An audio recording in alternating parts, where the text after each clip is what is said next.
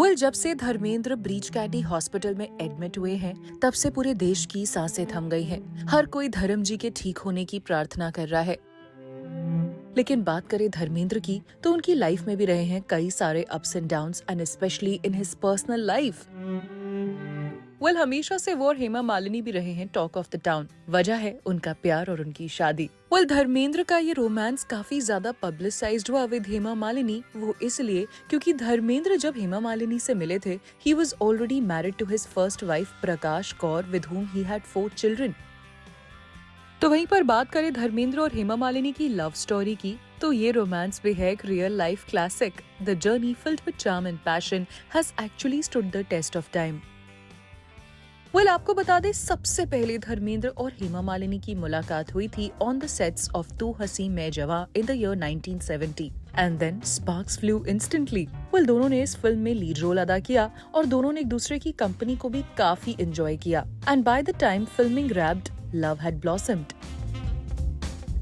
Well एक interview में हेमा मालिनी ने ये भी कहा था कि जब से उन्होंने धर्मेंद्र को देखा, she laid eyes on him and she knew he was the one she wanted to spend her life with. Well जिस समय हेमा मालिनी और धर्मेंद्र का रोमांस चल रहा था, उस समय Hema Malini had her own share of admirers as well, including Sanjeev Kumar and Jeetendra.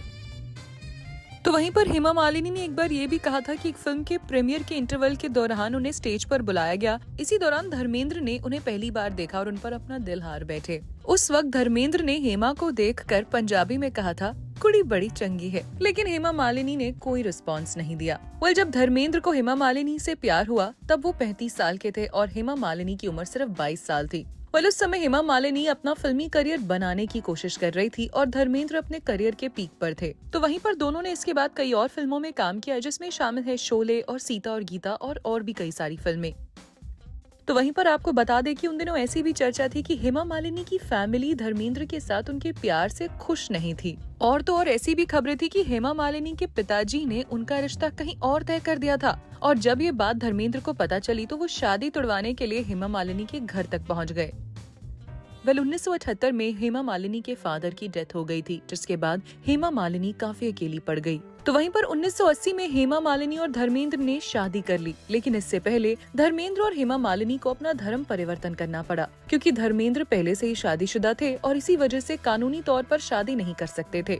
तो वहीं पर धर्मेंद्र ने अपना रिलीजन चेंज कर अपना नाम दिलावर खान रख लिया था और हेमा मालिनी ने अपना नाम आयशा भी रख लिया था। वेल शादी के बाद भी हेमा मालिनी ने फिल्मों में काम करना नहीं छोड़ा। तो वहीं पर धर्मेंद्र ने भी एक के बाद एक कई सारी सुपरहिट फिल्म्स दी।